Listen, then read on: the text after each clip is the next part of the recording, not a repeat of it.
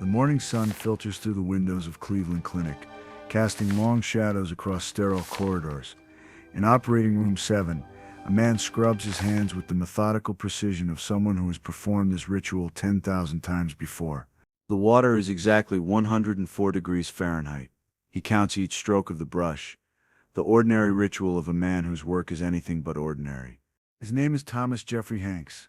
But outside these walls, beyond the medical journals and surgical conferences, the world doesn't know his name. Dr. Hanks has never won an Oscar, never walked a red carpet, never had his name in lights. But in 28 years of practice, he has never lost a patient to surgical complications. Not once. Zero. In a profession where mortality statistics are measured in percentages, Dr. Hanks has achieved something that borders on the miraculous. His colleagues call it the Hanks factor. Some attribute it to technique, others to preparation, still others to what they carefully call extraordinary intuitive surgical judgment. The irony would be profound if anyone knew enough about his past to appreciate it. He enters the OR, where 62-year-old Robert Chen waits under anesthesia, triple bypass surgery, widowmaker heart attack survivor, who collapsed in his daughter's kitchen 3 days ago. 3 daughters waiting in the family room, holding coffee that went cold hours ago. Mr. Chen owns Chen's Garden in Asiatown, where he's worked 16-hour days for 30 years. His hands have held his granddaughter when she took her first steps last month. "Good morning, everyone," Dr. Hanks says to his surgical team, voice calm as still water. "Let's bring Mr. Chen home to his family." This is his stage now. Not a movie set with elaborate lighting, not a theater with red curtains, but an operating room where performances are measured in heartbeats. And the only applause that matters is a steady cardiac monitor. The scalpel moves with the precision of a painter's brush, each incision deliberate. Dr. Hanks works in silence, focused entirely on the task. Outside this room, the world spins on. Movies are made, awards given, fortunes earned and lost. But inside OR 7, there is only this moment, this patient, this chance to return a man to his daughters. 4 hours later, Robert Chen's heart beats strong and steady. The daughters will hug their father again, will dance at his granddaughter's wedding. We'll have Christmas mornings and birthday phone calls, and all the small, precious moments that make a life worth living. Dr. Hanks removes his gloves and walks to the family waiting room. This is his favorite part, the moment when medical skill transforms into human joy. The surgery went perfectly, he tells the 3 women who have been holding their breath for hours. "Your father is going to be fine." They cry. They always cry. And in their tears, Dr. Hanks finds something that no Oscar could ever provide. The knowledge that his work matters in ways that can't be measured or counted or put on a shelf. But sometimes, late at night, he wonders about the path not taken. The life that sailed away on an afternoon in 1993 when he made a choice that changed everything. He remembers the script, Philadelphia, the role that would have made him one of the most respected actors of his generation, the performance that would have earned him his first Academy Award and changed everything that followed. Instead, he chose medicine, chose reality over fiction, chose to save actual lives instead of portraying someone who was dying. The call came on a Tuesday in March 1993. His agent's voice was electric with excitement. "Tom, they want you for this incredible project. Jonathan Demme directing. It's a legal drama about AIDS discrimination. The role of a lifetime." The script arrived that evening. The character of Andrew Beckett was beautifully written, a lawyer fighting both a wrongful termination case and his own mortality. The script was powerful, important, and would launch conversations about AIDS and discrimination that America needed to have. But something about the role unsettled Tom. Not the subject matter, that was vital. It was the act of pretending to die from a disease that was killing real people. The performance of suffering that actual human beings were experiencing without cameras or scripts. "I can't do this," he told his agent the next morning. "What do you mean you can't do this?" "Tom, this is Academy Award material. This establishes you as a serious dramatic actor. I mean, I can't pretend to have AIDS when people are actually dying from it. I can't perform suffering when I could be doing something to actually help." The conversation that followed was the kind that ends careers or changes them forever. Tom had been considering returning to school, something he'd put on hold when acting took off. He'd always been fascinated by medicine, had even started pre-med courses before comedy and television intervened. "I'm going back to school," he announced to his stunned agent. "Medical school." "Tom, you're 40 years old. You're at the peak of your career. You can't throw this away to play doctor." "I'm not playing doctor. I'm going to become one. I'm going to learn how to actually help people instead of just pretending to help them. The media had a field day when the news broke. Tom Hanks abandons Hollywood for medical school. From bosom buddies to bedside manner, midlife crisis or career suicide. The entertainment industry treated it as a publicity stunt, a temporary madness that would surely pass when he realized what he was giving up. But Tom was serious. He enrolled at Harvard Medical School, one of the oldest students in his class. While his former colleagues were making millions and walking red carpets, he was studying anatomy, memorizing drug interactions, and learning to read the language of the human body. The transition was brutal. Years of irregular schedules and method acting had not prepared him for the rigorous demands of medical education. He struggled with organic chemistry, nearly failed his first anatomy exam, and spent countless nights in the library while his classmates, kids young enough to be his children, seemed to absorb information effortlessly. But he persevered. There was something profoundly satisfying about medicine that acting had never provided: the certainty of knowledge, the concrete nature of healing, the immediate and measurable impact of his work. Meanwhile, the actor who replaced him in Philadelphia delivered a performance that earned him an Academy Award, critical acclaim, and launched him into A-list stardom. Tom watched the ceremony from his dorm room, surrounded by medical textbooks, feeling a pang of something that might have been regret. Do you ever wonder what would have happened? His study partner asked, nodding toward the television, where his replacement was giving an acceptance speech about using art to change the world. Every day, Tom replied honestly. But wondering and regretting are different things. Medical school led to residency at Cleveland Clinic, residency to fellowship in cardiac surgery, fellowship to his current position as one of the most respected heart surgeons in the country. Hanks has pioneered several surgical techniques, published extensively in medical journals, and trained dozens of surgeons who now save lives around the world. His patient list reads like a testament to second chances: the grandmother who lived to see her grandson graduate college, the young father who survived to walk his daughter down the aisle, the teacher who returned to her classroom after a heart transplant that Dr. Hanks performed with hands steady as stone. But fame, recognition outside the medical community, the kind of immortality that comes with great performances captured on film, Dr. Hanks has none of that. Patients occasionally recognize his voice from old television commercials, but they can't quite place why he seems familiar. "Doctor, have we met before?" they sometimes ask, studying his face with the puzzled expression of people trying to solve a riddle.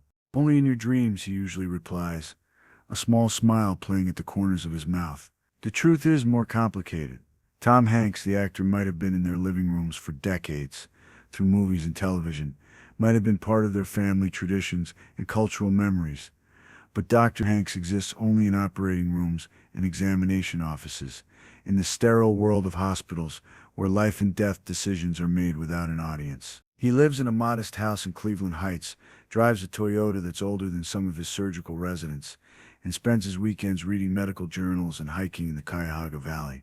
His life is quiet, purposeful, and largely invisible to the world beyond medicine. Rita Wilson, she stayed in Los Angeles, continued her own acting and producing career, married a director who gave her the stability and creative partnership that Tom had chosen to abandon for surgical scrubs and 16-hour hospital shifts. They exchanged Christmas cards, friendly but distant, like characters from each other's dreams. Sometimes Dr. Hanks encounters his former Hollywood colleagues at medical conferences that occasionally overlap with entertainment industry events in Los Angeles or New York.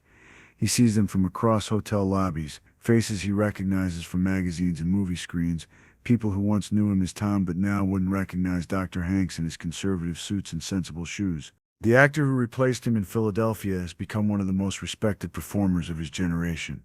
Multiple Oscar wins, critical acclaim, the kind of career that film students study and actors aspire to emulate.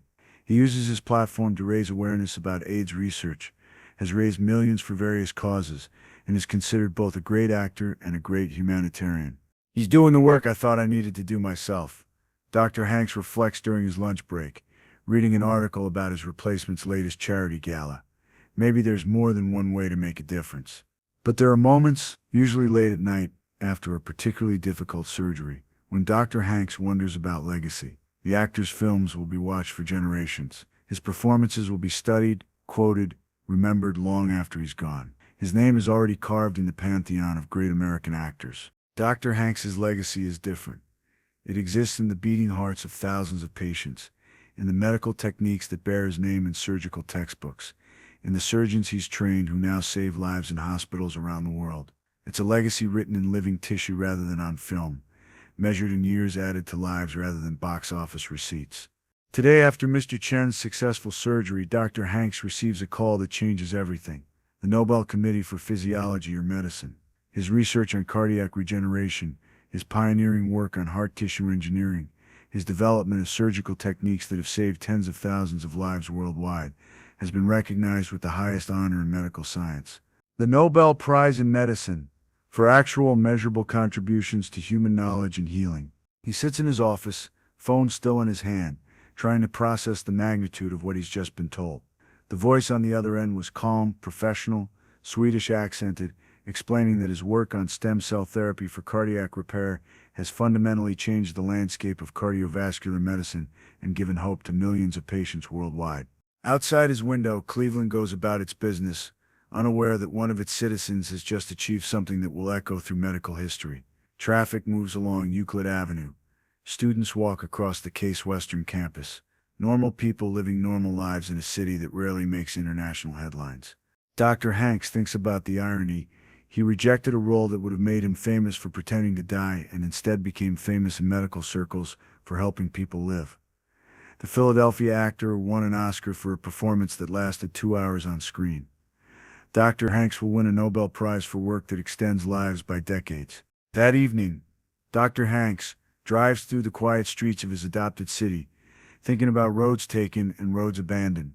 In a few months, he'll stand in Stockholm, accepting an award that represents the highest recognition his chosen field can offer. His work will be remembered as long as human beings have hearts that need healing. But will anyone remember that he was once an actor? Will anyone know that he chose the operating room over the movie screen? Reality over performance. Will anyone understand that his greatest role was the one where he stopped acting entirely? He parks outside Cleveland Clinic and walks through the halls he's walked for 28 years. In the cardiac unit, Mr. Chen is awake, holding his daughter's hand, talking softly about plans for Thanksgiving, for Christmas, for all the tomorrows that Dr. Hanks' skill has made possible. Dr. Hanks, the oldest daughter, approaches him, tears still fresh on her cheeks. "I don't know how to thank you. My father, he's everything to us. He's going to meet his great-grandchildren now. He's going to see my youngest sister graduate from college. You gave us our family back." "No thanks necessary," he replies as he always does. "It's just my job." But it's more than a job. It's a calling that chose him as much as he chose it. In 1993, he thought he was walking away from his life's work. Instead, he was walking toward it. The actor who replaced him in Philadelphia recently announced his retirement, saying he wants to step back from the spotlight and find meaning beyond fame. Dr. Hanks wonders if they'll ever meet again. These two men who lived the lives each other might have chosen, would they recognize each other? Would they have anything to say? In his car driving home to his quiet house and his medical journals, Dr. Hanks reflects on the strange mathematics of a life. The actor saved millions of hearts through performances that moved audiences to tears, to action, to understanding. Dr. Hanks saved thousands of hearts through surgery, one patient at a time, one heartbeat at a time. Which kind of saving matters more? Which legacy leaves a deeper mark on the world?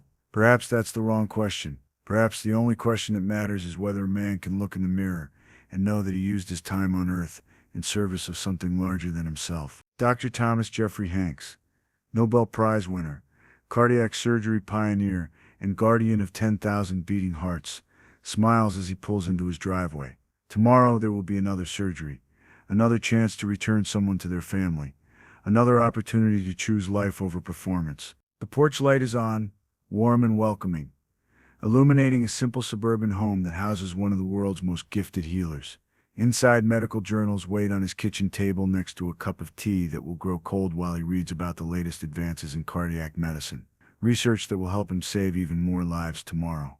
His neighbors know him as the quiet doctor who sometimes works late, whose car is gone before sunrise and returns after dark. They don't know that his hands have performed miracles, that his research has changed the course of medical history, that his name will be remembered in textbooks long after current movie stars are forgotten. The stage lights of Hollywood shine for others now, but in Operating Room 7, where real drama unfolds without scripts or cameras or standing ovations, Dr. Hanks has found his perfect role, the one where he gets to save the world one heartbeat at a time. The one where he never has to pretend to care because caring is all he does. And unlike the movies, when Dr. Hank saves a life, it stays saved. When he gives someone a second chance, they get to live it. When he writes a prescription for hope, the medicine actually works. In his quiet house, Dr. Hanks reads about new surgical techniques until his eyes grow heavy.